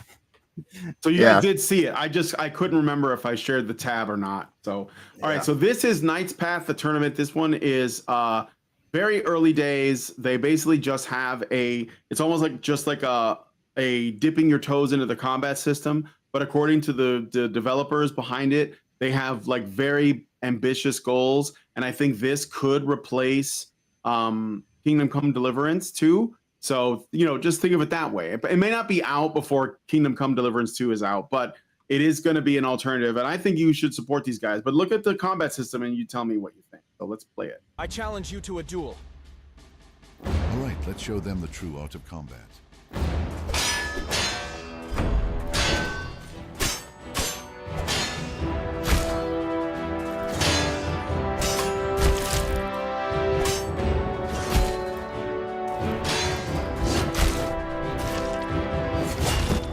Ouch.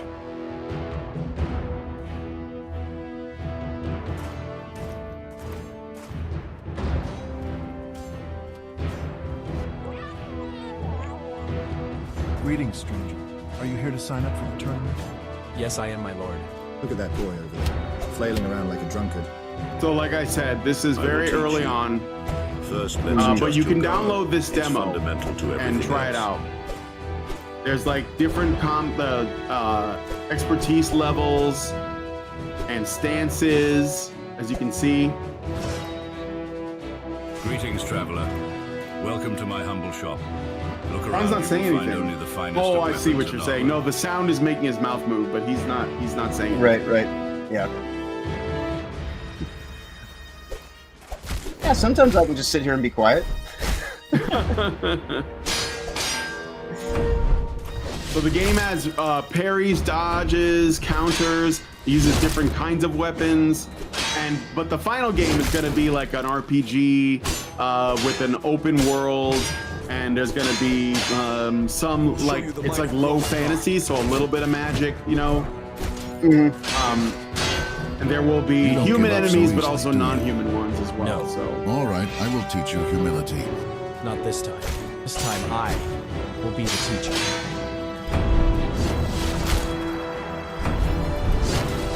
I played the demo. I did not get to this guy. I think he's like one of the later duels. It's basically knights dueling in this particular demo. Right. And it borrows from games like I yield.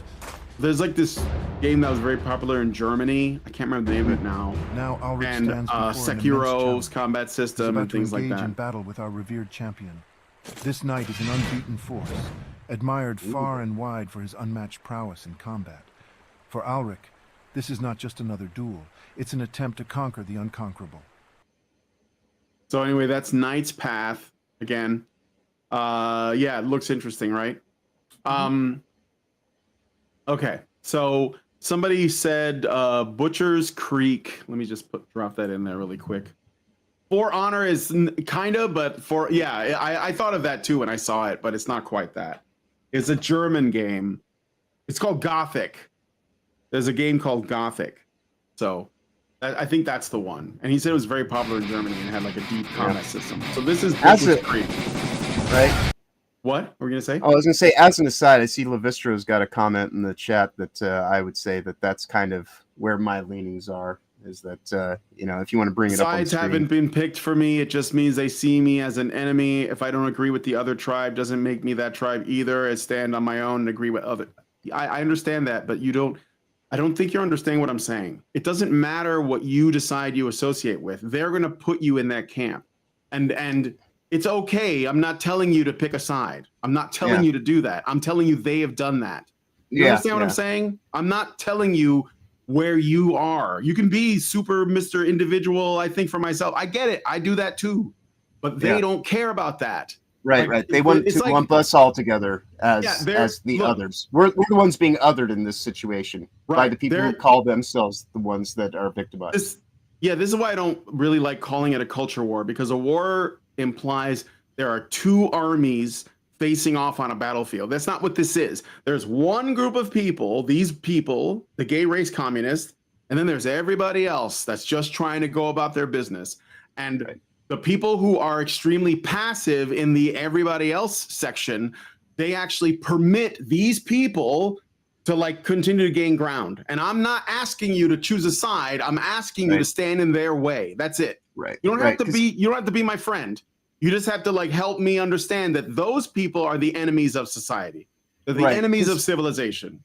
Because I myself would agree to this to a certain extent, and that my whole life that I had in Seattle was completely undermined by COVID Hell World and all this kind of shit. And because I didn't go along with what the new NPC download was, I'm tantamount to being like, oh, you're just another one of those maggots over there and all this kind of stuff. It's like, well, I don't necessarily think that, but I think I'd much rather have a conversation with somebody who openly, disagrees with me than tries to subversively, make me exactly like them and get me into the hive mind virus that, eliminates all my capacity to actually just think for myself. And that doesn't mean that I'm, that I have like, a Make America Great Again hat or anything like that here or any of that kind of stuff. Yeah, but again, that's not the MAGA crowd is not the other side. Right. It is to them, yes, but that's exactly, and so that is why I find myself now kind of in this wider MAGA community as I see it. Like, Make America Great Again is not necessarily something political at this point in time. It just kind of means, hey, can I just live my own life and kind of be like, like a sovereign to my own, choices and things like that. So,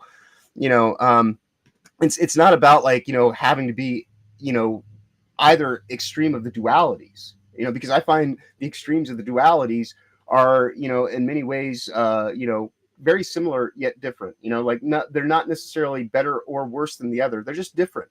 And so a lot of people that are kind of like, not in any of those extreme polar opposites, are just kind of getting taken along for the ride by these two warring factions that are very minuscule in the wider sense, but they generally tend to conflate that if you're not everything that I am, then you have to be everything that I'm not. And so that's why we have like the ultra woke ideology and like this ultra crusader ideology, both just, like they all have like, they all end up with clown makeup on their face and they can't see past the haze of their own red clown nose that's just shining away, realizing that they're the ones that are the joke, Yeah. and, Right. and the rest of us are just sitting here trying to just be people. Yeah. I get that. So. Anyway, let's. This is the Butcher's Path. Let's watch some more of this game. Yep.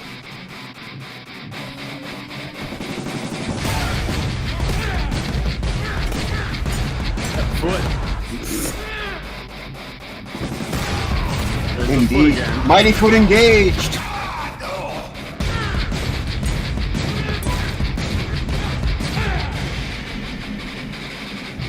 Hope the foot has a cooldown. It seems kind of overpowered.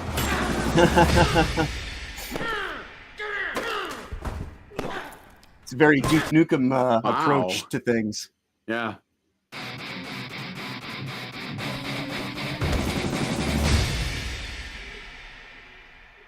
All right.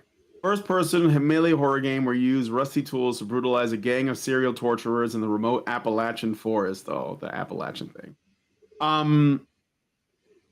The player character is naked for most of the game. Oh, so it's basically the what was that movie with Nicolas Cage, Mandy? The Mandy video game. Mm-hmm. So, okay. Any other? Well, if you guys come up with anything else, send me a super chat and I'll drop it in and we'll take a look at it. In the meantime, though, we're gonna look at some. Let's look at some sales numbers. So since we did talk about Warner Brothers a bit, we're gonna start with Multiverses, and yeah, it's not doing what 557 players, huh? Yeah, it's definitely on the way out. It peaked at 153, but that was like 2 years ago. So they kind of left this going for a while. And that's the thing. The game's been around for like 3 years or 2 years and some change. Yeah. Let's see. And here's July the thing. 2022. Yeah. There have been like very little in terms of like actual growth in the game. They've added a couple of levels, like stages, and a few characters, and some of the character choices were very strange, like Arya Stark. Like that's just weird as shit. Like you have to like know who your audience is and then make it like aimed at that, right? So if you're looking at, let's aim it at the millennials, then look at everything the millennials liked and then put that in the game and you'll do fine. You want to aim it at the Zoomers, look at what the Zoomers are into and then put that in the game, whatever it is. And they didn't do that. I think that they cast their net too wide and they diluted it and they spent a lot of money on basically nothing. It wasn't rewarding, even though the game was free. And the microtransactions, marketing synergy was the thing that drove this forward. Yes, that's right. They are shutting it down, Robert Johnson. I covered that as the first story. That's why I'm looking at the numbers now. Again, it's dead. It's a dead man walking. It will cease to be at the end of May. So Norwegian says, Brian, could you check out Postal 2? I feel like I did already, like in another show. Or do you mean like play it? Or you mean like put up the trailer for it? All right. So anyway, that's Multiverses. What else has Warner Brothers put out lately? Well, they got Suicide Squad. So let's see. I understand that they like did some new update that basically made it to where none of the DC heroes died because they were all clones or something. Mm-hmm. Really stupid, by the way. Just a really stupid idea. 350 people are playing. Yeah, this game is dead. This game is dead. I don't know why they haven't, like, I guess they got to wait another year before they announce it, just like they did with Multiverses, Right. So right. Okay. So yeah, Suicide Squad, Kill the Justice League, not so good. I would imagine a lot of these live service games. What's another live service game that I could look up? I don't know. Well, I mean, we can always look and see how Helldivers is rebounding, but like I think a lot of things, these live service games, is that to get better rates on their server access, they basically contract a certain amount of time. Yeah. And so you basically have the duration of that life cycle. And if it becomes profitable in that time, then they'll extend the service license. But if it doesn't, then it comes to the end of their contract term. And that's it. It's over and it's out. It's done. Oh. Well, Helldivers 2 is doing okay, 45,000. It's kind of like around the 50,000 or so, 55 to 45,000. Like that's where it wavers in right now, which is okay. It's certainly not what it was when it peaked, but I don't know. It's probably going to continue to swim around this sort of area, but not bad for, like I said, a live service game. I think that they do a pretty good job. And the other one is Marvel Rivals, right? So, how is that doing? So let's take a look. Marvel Rivals, and this is just on PC, I believe. 286,000 players. Yeah, it's still pretty huge. It's starting to chill out a little bit, but there is that. Another one is isn't the First Descendant live service game? Yes, it is. Yeah, so the First Feed the Ducks with Descendant. Lana. I need to send you that clip so we can integrate it into the show somewhere. Oh, yeah, for sure. I've given it to everybody at this point in time. So this one is it's like 10,000, so not as good as Helldivers. I think so. I did try to play this game for a while, and I don't know, it just got kind of repetitive. And one thing, I'm not a fan of looter shooters that much. Like I think there's a way to do it, and I think Borderlands kind of burned me out on those. And so I don't have as much excitement for them as I probably used to. Plus, in general, I would prefer to play these with friends. I think that's what makes it rewarding. So let's see. What else? Well, Dragon Age the Veilguard, we can look at that, is at 4,521. Is not good. Yeah, that's not a good.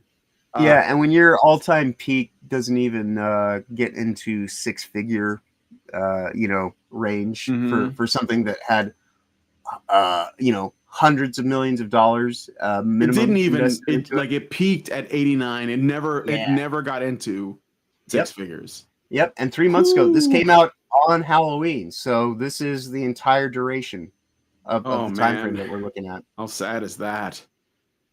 And then we have Dustborn. I always like to go back and just see what's going on with Dustborn every so often. So there's eight people playing this. I think that's one more than last week. So yay! Oh, wow, I think it was 7 last week, and the week before it was only 2. Yeah. So this is like the dozens of people that they play to. Oh wow, 12 people in the last 24 hours. Woo! They hit double digits, guys. I smell a resurgence, or maybe I just smell shit. Yep. Oh man. So Starfield,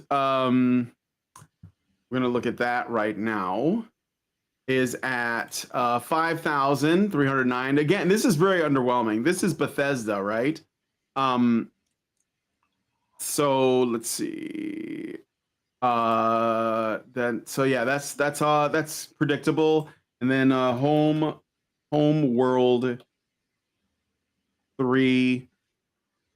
Just out of curiosity. Oh god. Oh, that's bad. 73 people. 73. How about Star Wars Outlaws? I never looked up what Ubisoft is doing. So let's find out. There's another one that, that's not good. Yeah. 573 people in game. Oof.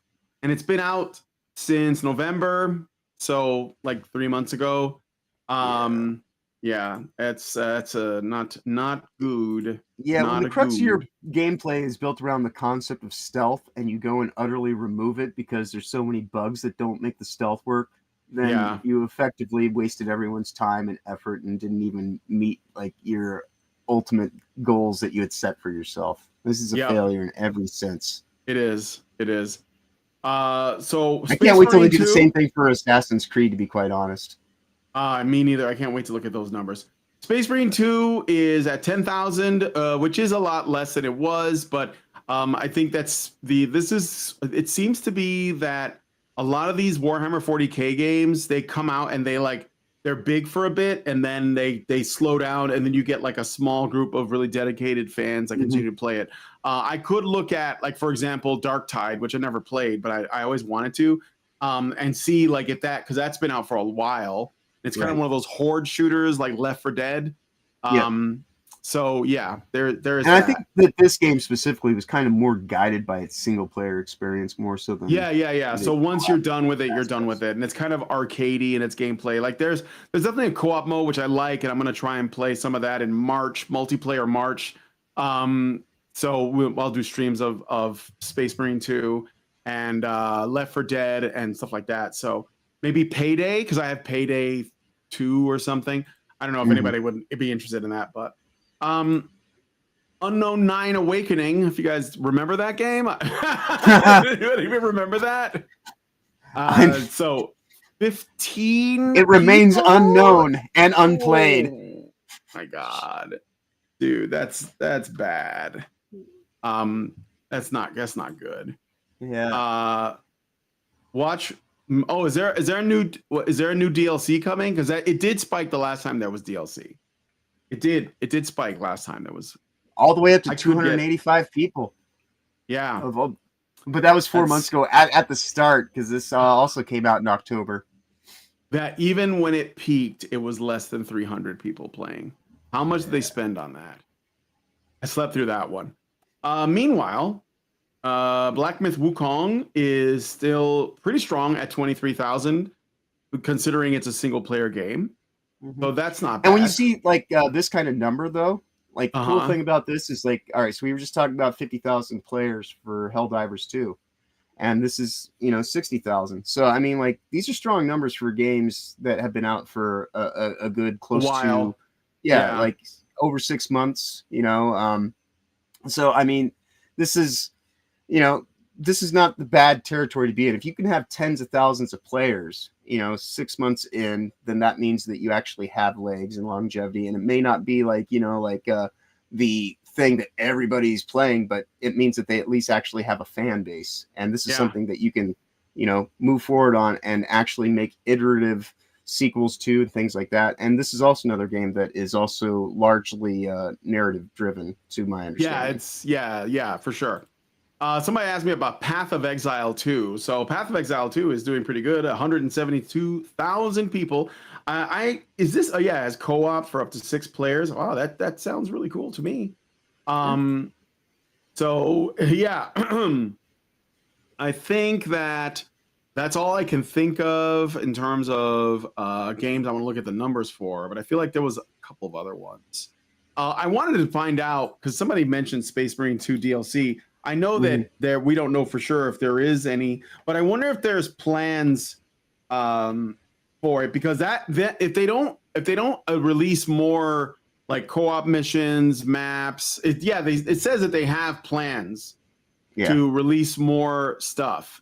But the thing is, we're not really getting a lot of noise about it.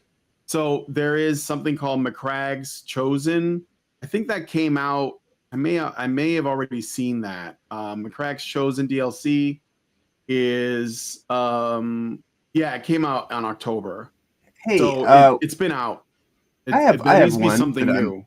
I'm curious about. RoboCop Rogue City. It's been out for in terms of for the a little numbers? over a year. It's been out for a little bit over a year now, but it seems to kind of be one of those games that does have legs and people actually kind of like are doing more with it. 227. It peaked at 4,000. It's not. This was not a big release, though. To be quite honest, to begin with. But just the fact that, because this is also another game that is largely narrative based, but this is something that actually has good play mechanics. Actually, is true to the world space that it's written for and everything like that.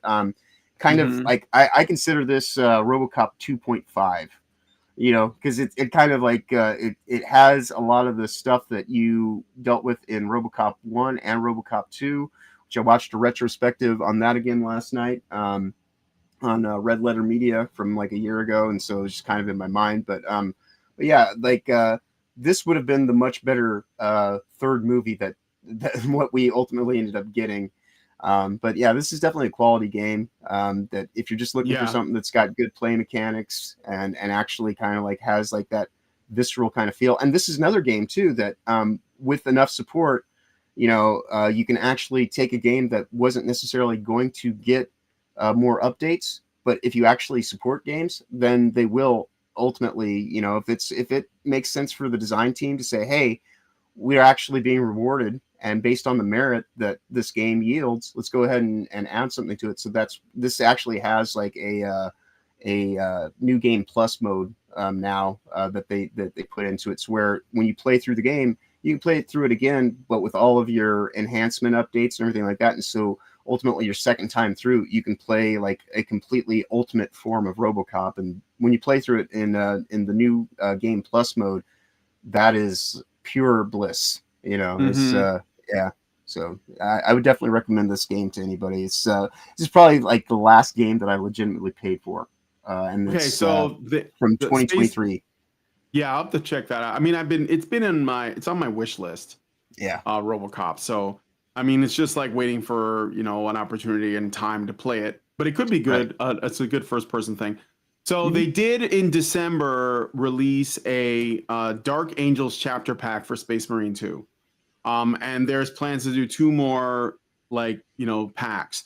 But what I think should come with it, it's not because like mostly what was in this last one is like heraldry and armor and like aesthetic stuff, but not actual levels. I think the first one they did like a whole other co-op mission, which usually takes about 15 minutes, 20 minutes to play through.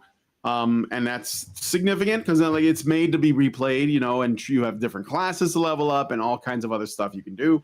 And they also released some weapons, and that's what I think this last pack didn't really have. It had some, like I said, cosmetic things and no new missions. So like if the developers of Space Marine 2 don't follow up on that and they maintain that enthusiasm, it's gonna collapse too. It's gonna fall by the wayside. And like many other Warhammer Games Workshop properties. So I'm rooting for them, but they gotta make the content. They can't slack. So anyway, I think Killing Floor 2 should be a good. Oh yeah, for multiplayer. Yeah, I have a few multiplayer things I want to play. But anyway, what were you gonna say, John? Oh, I was just saying. I'm just looking at the time, saying let's. Yeah, we should wrap it up here. We're getting close to wrap up time here, I think. Yeah, let's wrap it up. So, you just got Payday 2 for £2 flash sale, huh? Wow. Oh, yeah, nice. I'm pretty sure I have that. That's the one I have on Steam. But all right, we're gonna end the show there. Thanks, guys, for coming in, hanging out. Thank you, John, for spending time with me while I go through these stories. Yes, it's a pleasure every weekend. If you are interested later, I will be doing back-end production on Scooby Pup's podcast. Her guest today is Ryan Roger Thay. That is if she continues to decide to go with it. She's got a touch of the flu, and it seemed kind of touch and go yesterday when I was talking to her, but I have not heard that she's postponing or canceling today's show. And other than that, Toasty with the Mosty will also be doing some live streaming today, so I will get involved with that either in progress after the end of Scooby Pup's podcast, or I will be over there on the panel along with her if Scooby does not end up doing her show today. So that's pretty much my agenda for the day later on. So just if you're interested, in keeping up to date with these things, as always, I would say join us on the FFS Discord, where we highlight, live streams with real-time tracking. And I've recently, due to, the wide level of criticism it received, decided to give everybody a little bit of a reprieve on all the notifications. And now I just have listings for the VOD content that do not notify you the moment that they come out, but I'm still doing live notifications for the live service model. But do also take into note, because we serve a wide-ranging amount of content creators, both large and small. Some of the smaller creators that have less than 500 subs have voiced their concern that they're not going to get the same level of promotion. So I am working on something for that to make sure that I'm able to at least give these people training wheels to where they can kind of get their feet under them. And, you know, once they can actually, you know, commit to running their own thing, then, you know, then they'll just be able to actually do the live service or live streams themselves. But until then, I will have some form of notification tracking for those people as well, just to kind of like try to balance the load for everybody and give it a little bit more capability. But other than that, I'll just be doing standard streaming stuff. I've got Will of the Fans early tomorrow morning, and then reality based all at the normal times. And yeah, just, you know, all the stuff that I do throughout the week. I mean, it's easier to almost talk about the days than times that I'm not on the internet, which than all the times that I am. Yeah. And when I'm not streaming or helping someone else with their stream, you can find me generally through the Discord. So yeah, and other than that, I just say as I always do, safe travels ahead. A wonderful weekend going forward. Be awesome as always. All right. Well, if you guys like this video, please hit like, subscribe if you're not already subscribed, hit the bell for notifications, leave me a comment, let me know what you guys think about what we discussed on the show today. And please, please, please share this video because sharing is caring. Thank you guys so much for coming on today's episode of The Week in Culture, and we'll talk to you guys in the next video. Long live Vivian. With the glass ceiling broken, all the oppressed groups shall prosper, especially the most oppressed group of all, gamers. I want people in the industry to be a little bit louder about people being mean to other people, and maybe say it's not a good thing. Yeah. Maybe say we don't want you around if you're going to be a cunt. Yeah. And hateful. And that the games industry is diverse naturally. Not because anyone's making them be diverse. Because the world is diverse, you stupid motherfucker. And if you have a problem with that, come fight me. Physically. Bitch. Has anyone taken you up on that yet? No, because they're all pussies. Yep. Down here, salt is a way of life. Obviously, the environment down here is all salt. The ceiling's salt, the floor is salt, the walls are salt, and to an extent, the air is salt. And you breathe that in, and you can constantly taste the salt.